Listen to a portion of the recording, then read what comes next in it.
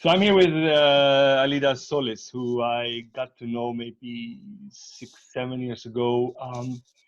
Like you are an international SEO. You come from South America. You live in Central Central America. America. Central America. Yeah, there you go, Nicaragua. So that gives a lot out of my geo knowledge.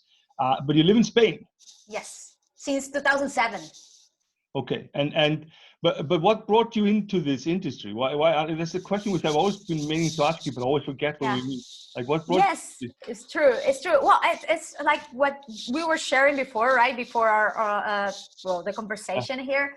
I came by coincidence. I was before a front-end web developer and web designer. You know, I was designing websites and doing HTML, CSS at that point, and then clients keep like at some point they started asking me about how about the traffic, right? How do I get the actual visits to these websites that you are developing for me?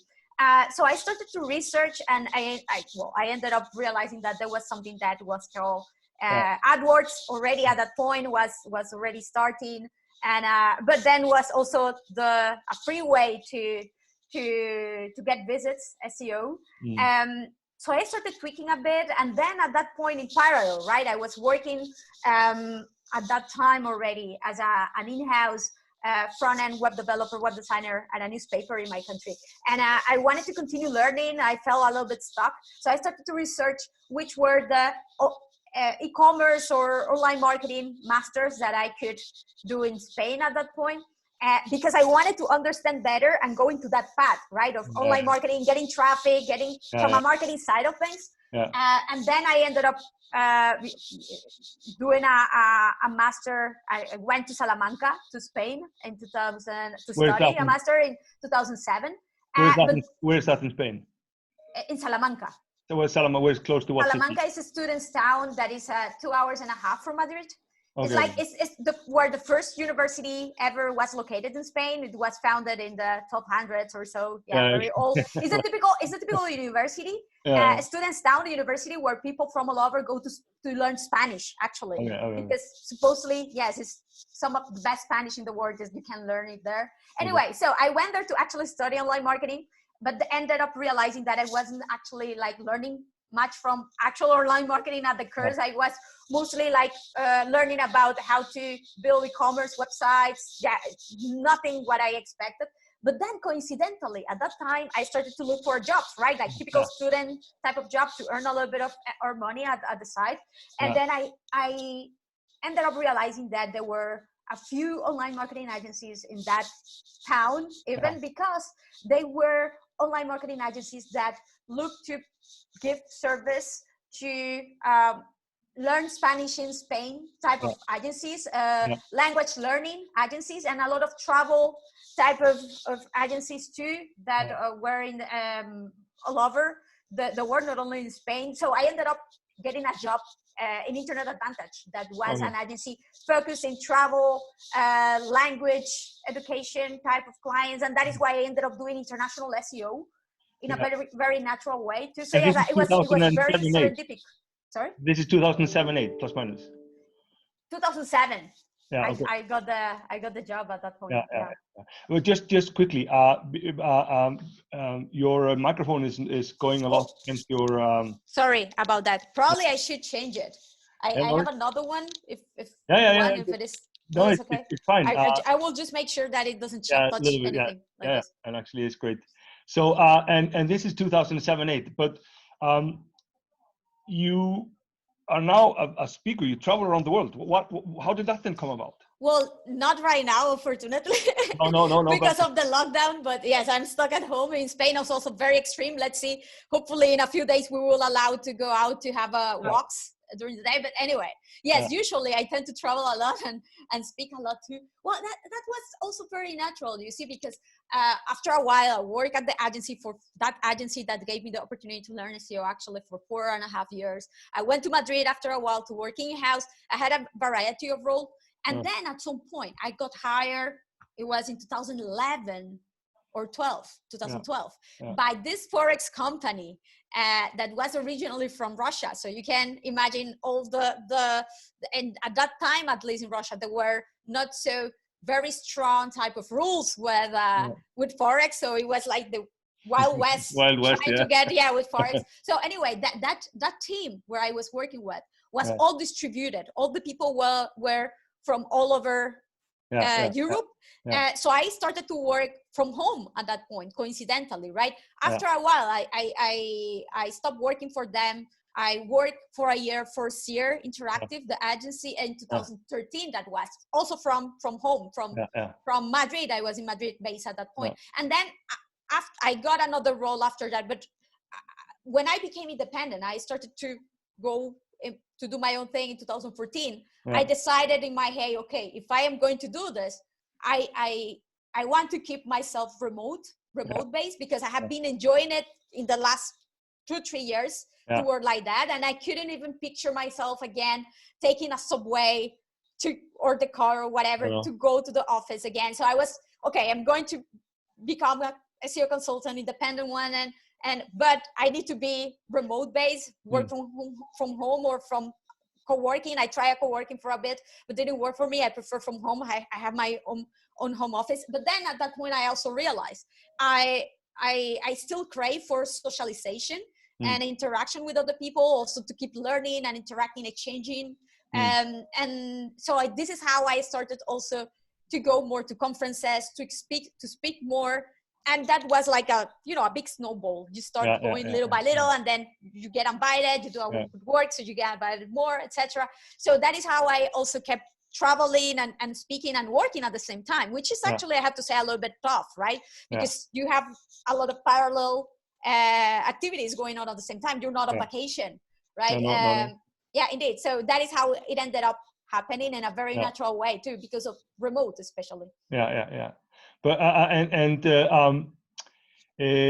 you're a strong advocate of international kind of search marketing and like maybe the difference we have, and maybe that's common between us, because like you come from Nicaragua, which is a relatively small country on the scale of the bigger things, with a economy that might not be the strongest in the world. I come from Iceland, which is a small island. You're lucky enough to speak one of the big languages in the world, but I speak a language that nobody gets, except for the 350,000 people that speak it, and a couple of nerds out there. And so what caught me on multilingual search and kind of global search engine marketing, or literally just marketing in general, was that I realized that there was too much generalization happening, that specifically companies that are English speaking were generalizing a lot about culture. And you probably see that with Central America and South America and generally all the Latin speaking America, is that people tend to generalize a lot, that they all speak Spanish, but they might have flavors to dialects, they might have flavors to terminology. So and this is something which I caught early on and became quite adamant on localization and understanding how it works. What are the things that you have learned in this? What are the pitfalls that you keep seeing companies do again and again?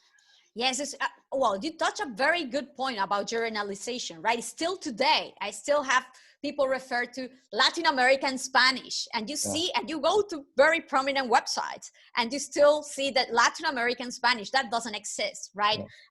None of us speak in the same way. Actually, people in Nicaragua, we speak a little bit more than Argentinian with the vos instead of the tu. So even the grammar is different, right? And you write it down like this, and it's completely different, the wording, etc., the accents, etc. So that is definitely it, I will say, the biggest one. And when you ask the client, and when you tell them, okay, you realize that there's no standard Latin American, that in each Latin American country we speak in the same way, in a different way, not in the same way.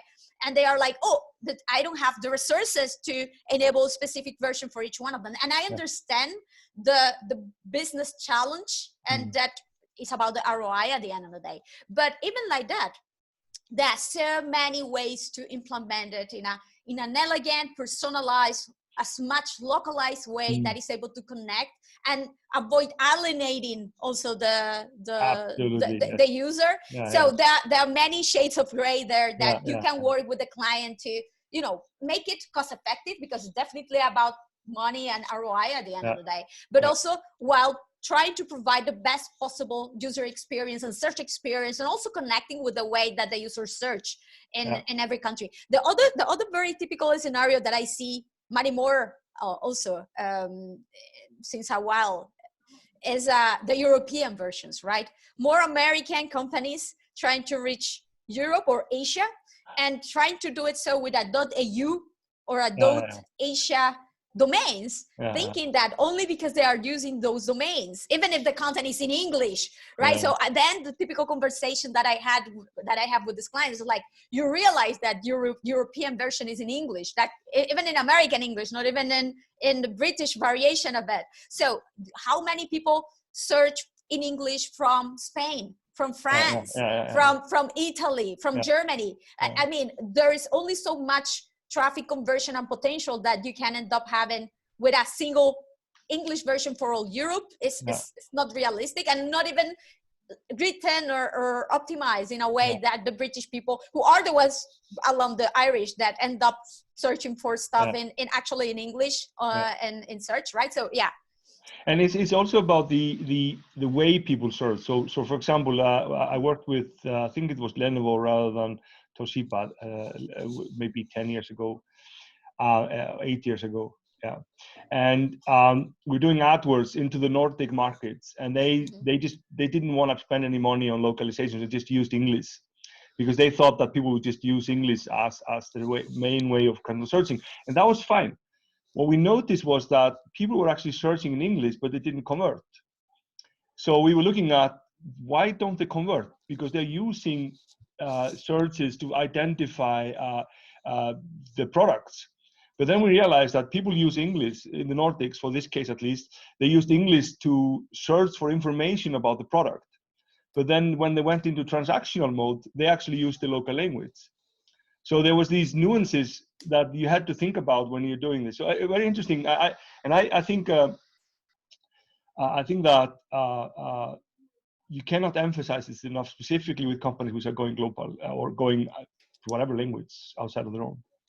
Yes, indeed. I think that the thing is, how do you optimize or streamline the localization process to make it as meaningful and profitable for you? And then it comes again to a matter of do a proper keyword research, understanding how the specific audiences search, how do they actually search for your specific products or services, and then which are your top pages. And this is the thing, maybe you have already an e-commerce in the US that has 1 million pages, so don't try to localize or translate the 1 million pages, all of them at the same time. Like start with your top 100 products, with your top 10 categories, and take it from there. So it's actually doable, it's actually cost effective, and then you can also leverage. We were talking about this in the latest episode that I had of Carly Mondays, that was about international SEO, and we were having a conversation with David Ivano, with Nitin, and with Gianluca. And for example, we were discussing about how tools, translation tools, like for example,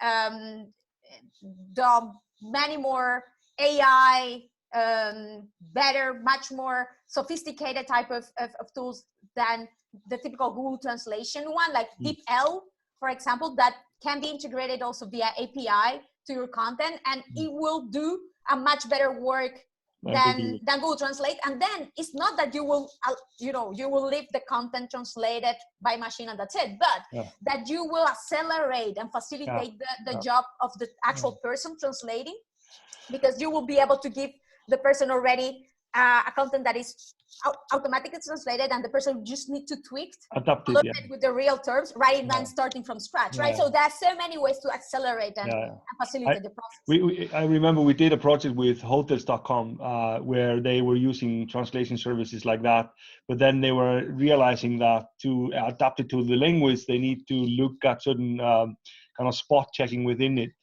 And we got an Excel document, like there's probably the biggest Excel document I've ever seen. And it was very interesting to see how they were approaching their localization. But to your point, I think that it's important to companies that like if we take Spain, for example, and France, Germany, these are all countries which are very proud of the language. And then actually they probably fight English rather than actually trying to adapt to it, because they know that English is such a predominant language. In our, like we are speaking English now because I speak Icelandic and you speak Spanish, so we have to find that common ground, and English for some reason has become that. But I think the moral of the story here is that and at least as how I understand it, is that companies need to have a plan, a rollout plan. They need to understand the priorities, and I'm just kind of trying to repeat what you're saying.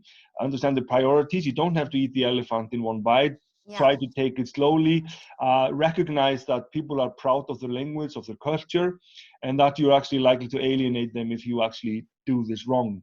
And be prepared for that. So roughly. Yeah, indeed. This is the thing. At the end of the day, it's sometimes it's about asking them about their motive on going international, right? Because again, another very common scenario. The other day, I had a client like, Aleyda, well, realistically, we want to target the Dutch market, but we cannot have it translated or localized to Dutch at this point, but we need to be there. So my question is like, and they were like, can we also leverage the Dutch version in English as a European version? And I was like, so that is not trying to stretch so far for the Netherlands, but it's also like stretching it as much more for the rest of Europe. It doesn't make much sense. So my question is like, what do you want to achieve with it? Realistically, if what you want to achieve is this type of traffic, this type of ROI, this type of results that we all have marketing wise, it's like, let's do the math and let's see how many people search it for these terms in English in the Netherlands.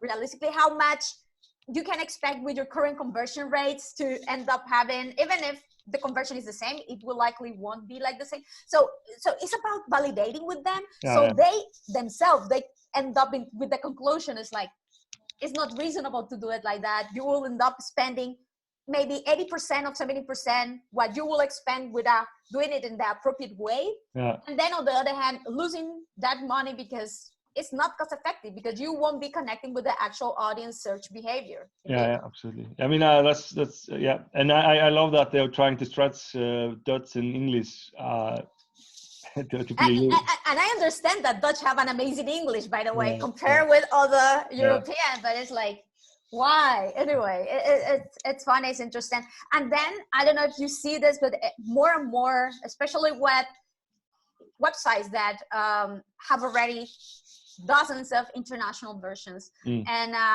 they understand that those versions are not well localized sometimes, that have issues ranking in the top market sometimes, are not the original, the American ones usually. They try to patch that or try to fix that by, for example, implementing a short plan. And they think that by implementing a short plan, they will rank right away in the first position, or somehow that page in the British version will overtake the US one that was outranking them somehow. And then this is the thing, in many scenarios, indeed, short plan annotations will allow you to give the right signal to Google to show the appropriate page for that market, indeed. But in so many other cases, it's not because Google doesn't identify well which is the page geolocated for that market, but it's that sometimes your American version, for example, might be even more relevant, more popular, more even better targeted, or because the UK one is really not including at all the term for which it should rank for. So for me, it's like, yes, indeed, extra plan annotations sometimes make sense to fix these issues, but sometimes it's even going more to the basics. You're not even featuring the right term in your metadata or in the content at all. So the content isn't, so you don't have to do an A-slang if you don't have the content, or let's put it this way, it's okay to do a A-slang, but the thing here is that if you don't have the content anyway, it doesn't do anything. So yeah. Indeed. I get it. So 2018 Search Personality of the Year. Yes, that was really nice. Very happy just remembering that date, indeed. Yeah, I think one of the interesting things that I found about this industry that we're in is that I have probably spoken in 20 plus countries in 100 and something conferences, and I've not met anybody that I have disliked or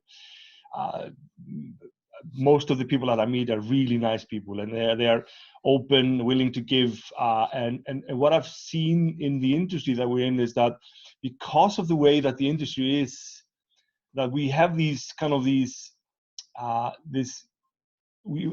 because of the importance of education, and that this is a constant battle, that this is the same thing as was 20 years ago when I entered into this, is that we are in a way also trying to educate and also trying to recognize, and it is actually super good to be recognized by peers. I know that feeling quite well myself, and I think that one of the thing about that is that you go like, okay, yeah, I can give myself a pat on the back, and people have noticed that what I'm doing is something that is recognizable. Yes, it's a nice feeling, of course, and I have to say that indeed I feel that, well, many of us will deserve also a prize, because it's funny when we go to other industry, when you take a look at other industry, there's not so much information shared or contributed for free, people helping each other, over Twitter groups, etc., to help each other. So yes, I really love this whole environment, camaraderie, and support. And this is how realistically many of us ended up learning SEO. There are more and more courses nowadays, right? That are targeted to teach you directly right away, which is amazing, by the way.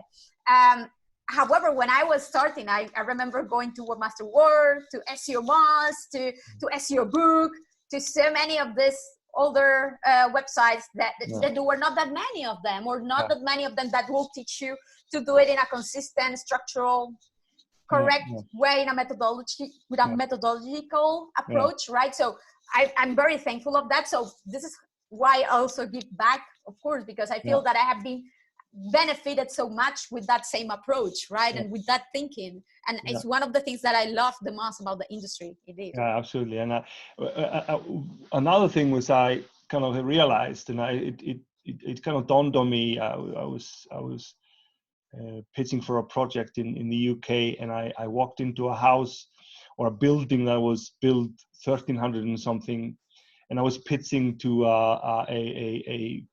an organization that has over close to 1,000 years of history. And I realized that I might be sitting in the same house as Gutenberg came in and was trying to pitch this new wonderful technology called print in 1400 and something. And then I realized, kind of in the greater scheme of things, is like how shortly we have evolved in a way, even from a marketing point of view, but how quickly it is moving. And that we are in a way all miniature Gutenbergs. We're kind of inventing an industry, and it has to happen organically because it moves so fast. Like if you look at the books that have been written, I find it amazing that the books that I have written are written by a guy, and I have a degree in electronics. It's not like I have a degree in marketing. And the guy that co-wrote the book with me in Icelandic has a degree in economics. And Kennedy, who wrote the book with me on global services and marketing, she has education in PR, it has a PR background. But where are all the professors? Where are all the kind of the intellect that is? I kind of find it interesting that, and it kind of makes it tells you a lot about the industry that we're able to do this. Yeah, this is amazing. I wrote a book too in 2016 about SEO in Spanish, right? The building blocks of SEO. And indeed, for me, I never expected myself to write any book at all, because I am actually a systems engineer who became at some point a marketer, who became an SEO. And then it's like, writing a book is not something that, it's very natural. I'm not from the language side of things. So it was very funny, but, it's amazing how it has allowed that is something that I'm very thankful for, it has allowed me to develop myself in so many different ways. So this is the beauty of it too, because I believe that there's room a little bit for all of these different profiles and preferences. If you're more technical oriented, more content oriented, more promotional, PR oriented too. So there's room a little bit for everything, and you can do very well and evolve yourself or focus if you want to in any of those areas too. And I see I'm reading through your about us page on alaydasolis.com. It's a very comprehensive and fantastic career you had, and you're just starting. So it's going to be interesting to follow your progress over the coming years. But what you have your own agency, don't you? Or you work with? So yeah. Yeah, it's not an agency. It's I will call a boutique SEO consultancy, right? It is only 4 of us. We are all distributed because I'm very advocate of remote again, and we work with 6 clients at a time maximum in order to be able to give a much more in-depth type of SEO advice. Usually, can be international SEO or in an international SEO environment, but usually there's also an additional layer of complexity, potentially the client having a harder time in order to compete in some markets, or because they are going through web migration, consolidation, etc. So I tend to work with bigger type of brands who have usually also their own in-house teams, and they need external validation, support, input to go through certain challenges, scenarios, etc. So I'm very happy with that. One of the things that a lot of people asked me when I was starting on my own is like, oh, are you going to build an agency? And honestly, I never wanted to do it because this is what I enjoy doing. I enjoy talking with clients, understanding their issues, handle the process with them. And I've found that whenever you grow a lot, right, and you have 50 people working for you, you tend to go and work more on the managerial type of things, business type of things, and which is something that I don't necessarily enjoy doing. So this is why I have decided to keep it small, very focused, so I can still be able to do what I love, what I enjoy on one hand, and also gives me the flexibility to do my side projects. I have a side project that is called Remoters, that is a remote work hub resource. We have a free job board for anybody who's looking to promote and advertise their remote work, the remote jobs. We have a resource section with all of remote tools, if you're looking for remote tools too, guides, interviews with people who share about remote journeys. So there are companies out there that you will never think that are remote or semi-remote. For example, HubSpot, all of the road team that is led by Matthew Barbie is their remote based, and they switch from a in-person to a remote setting a year and a half ago. So I interview people. Cindy Crum also, she's remote. Many agencies and consultants in our sector who are remote.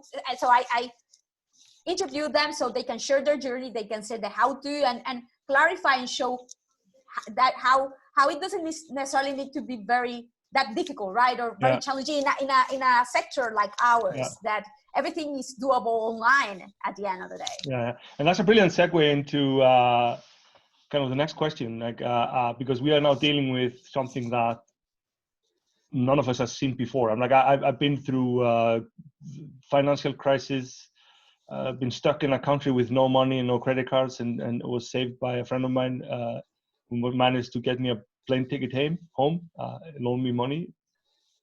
A volcano that stopped all the flight traffic, and everybody was panicking. We were barely recuperating from the credit or the bank crisis, and now we have this. But this is different. And what you just said there is like HubSpot, for example, must then be benefiting a lot from having set up this model, because they are not as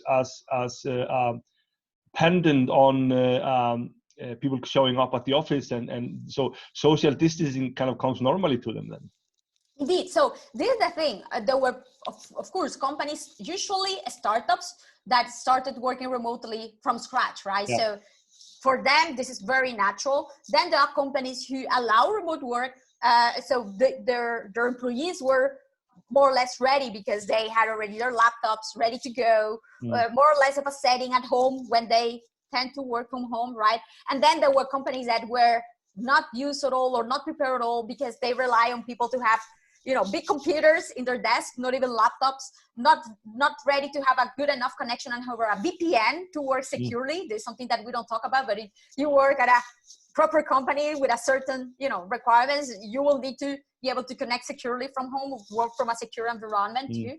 This is important. So indeed, I think that this was game changing for many companies. When someone came to tell me when the coronavirus situation happened, tell me, oh, Aleyda, this is what it, finally a lot of companies will end up working remotely. You should be happy. And I was like, honestly, well, I don't think that this is the ideal way to make it happen, because there was so much distress, of course, because of the health issues and people dying, of course, on one hand, and then on the other hand, the stress of many businesses getting badly hit by it.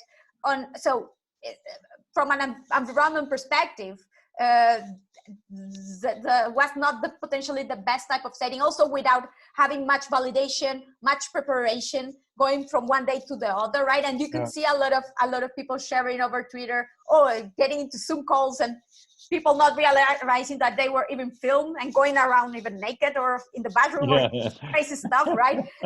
or having their kids yelling in the back, going crazy, things like that.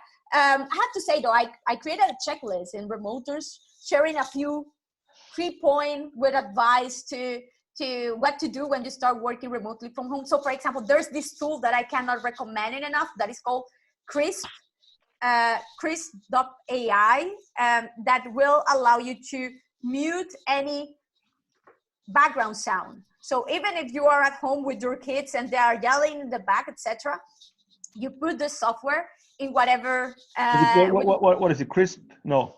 Krisp with Krisp.ai. So it's amazing. It's premium too, so you can use it for free for certain time. So you should definitely give it a go. Then I have another tool that I actually started working with much more lately, that is called brain.fm, brain like the brain, right? And this tool gives you sounds that have been tested to allow you to better concentrate. So again, because we are working sometimes under stress and an environment that is not ideal, so you can have these sounds. Brain what?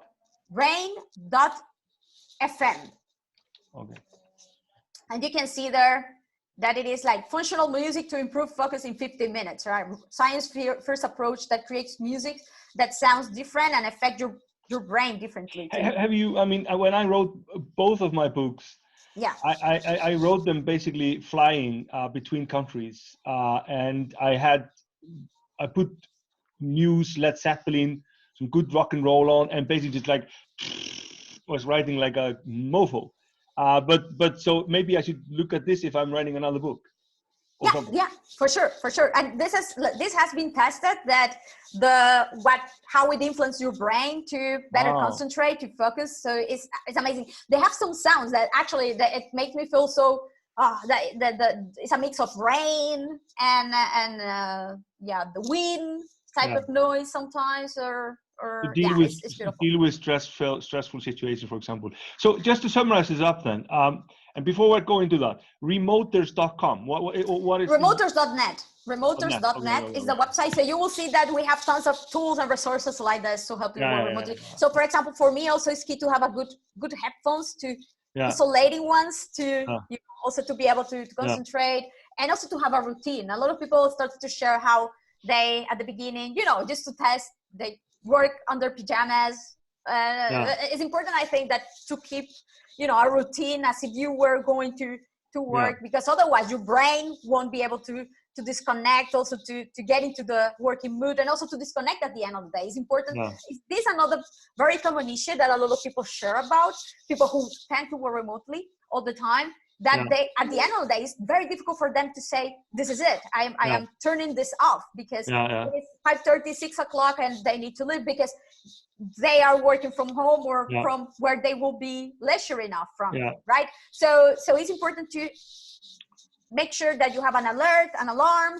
You have some also productivity tools that will shut your work programs after a certain time, to make sure that you actually are able to enjoy your life. Honest question here. Do you actually do that? Do you shut off?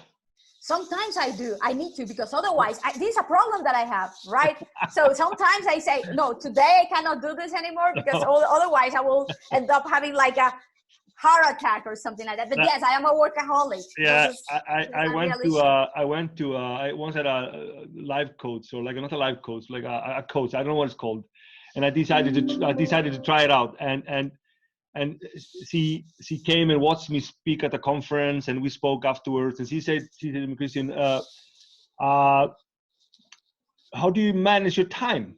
She asked me, and I said, well, I don't know, I wake up and I go home. And then everything there between is basically work. And she said, okay, I want you to do a test for me. For the next 3 things that you're asked to do, say no to them. Don't do anything, just say no. It doesn't matter what it is. So I said, I did that. And she came to, and then we met again. She asked me, like, how did it work out? And I said, okay, well, I actually just had a little bit more time. And one of them was probably which I didn't actually want to do.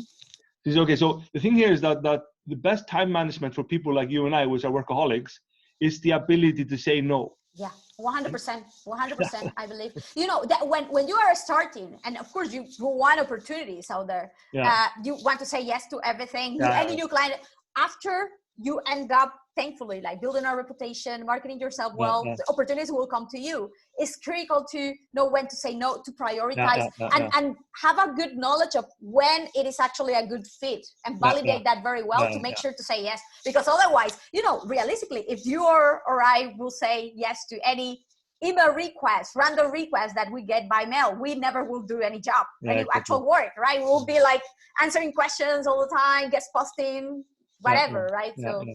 So on your website, I'm just going to try to summarize this up. So on remoters.net, there's a lot of resources for remote working, both for companies and for people trying to find remote work. I see you have an interview with Cynthia Crum here, who has been doing remote more or less since he started her company. And she's probably a brilliant interview, which I need to look at. There's a lot of resources there. It's in Spanish and English, so there's a little bit of multilinguality to it, or duolinguality to it. And then Crisp is the noise canceling kind of software you can run on a computer to kind of kill noises behind you. And then Brain is great for productivity, to help you either relax or get motivated. And then there are a couple of other things. On your website, you have a couple of tools, which are, you have, say here, tools. You have I think you have 6 tools here, or 5 tools? I have created some tools that are completely free to use. Like the 2 tools that are actually popularly used are Azure Plan Generator, you know, because of, you know, I was solving my own problems. Clients implementing Azure Plan badly. So this tool, what it does is that it allows you to generate a pattern that you can share with your developers, following Google specifications. So you know that the snippet, that the tag that is generated is the right one, that the values for the countries and the languages are also the right ones. And it generates whether the tag to include in the HTML head or the XML sitemap, right? So this doesn't generate the full tags that you need for all of your website. If you have, for example, if you have a small website, yes, you can do it. But realistically, if you have a website that is medium, large, it won't do the whole thing for you. But this is very useful to generate the tags, to use as a reference, as an example. So your developers can code it with your own platform and generate and only update the URLs in every case. If you want to do this at an enterprise level, for example, Bilhan tool, the Azure Plan Generator Builder is fantastic for this. And then the other tool that I have there is the htaccess redirects generator. That was also a little bit, you know, fixing my own problem here. An easy way to generate the redirects or rewrite rules to include an htaccess in different type of scenarios. And you give some nice guidance there. And I think one of the things that I see with even today, 2020, how often companies get the redirects wrong. It's just crazy. Okay, so final question for you before we wrap it up. If you had 2 tips now for those who are sitting home, marketing departments, marketing managers, people doing SEO, whatever it is, what would be the two main takeaways you want people to walk away with? Yeah, right now I think because of the times that we're living, I think that, I mean, projections need to be changed in many industries, in most industries than not, even if they are not the ones directly affected, like travel, for example. Yeah. The consumption and the behavior of your customers will likely change. So review them, and in order to be able to better understand what is happening, I think that is critical to see the go and retake a look at the search trends in the last couple of months, how they have evolved year over year, comparing year over year, month over month, to see what is happening there. It's more important than ever, I think, to be monitoring not only the top terms that you know that you have your own evergreen and ongoing type of efforts for, but to see the trends that are happening and are arising in your market right like now. micro trends that are happening and indicate changes that COVID has had based upon behavior, on people's behavior and to keep relevant, to keep being useful, to be able to satisfy and to fulfill any type of concerns that your customers have regarding them, and to build authority also and show leadership in your market. I think that is critical. Then I think probably the other big tip that I have in general, not SEO related, but in general, this is a time to consider, if you haven't yet, I work remotely, I mean, for good, for long, in the long term. I did this poll a couple of weeks ago that actually I have pending, talking about prioritizing and what to do with limited time, right? I still have pending to write a follow-up in remoters. I did this poll asking people if they were considering to switch to a remote-based setting after this.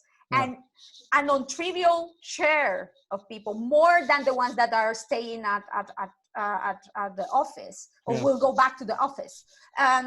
They say that yes, because companies have realized that they actually are able to do a lot more than they thought remotely.